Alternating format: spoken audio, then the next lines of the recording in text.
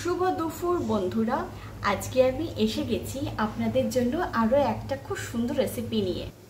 এই দেখুন, আজকে আমি বানাচ্ছি ওল বাটা। এই ওল বাটাটাতে আমি ওল, পেঁয়াজ কুচি, একটু আদা, রসুন, একটা কাঁচা লঙ্কাকে একসাথে পেস্ট করে নিয়েছি।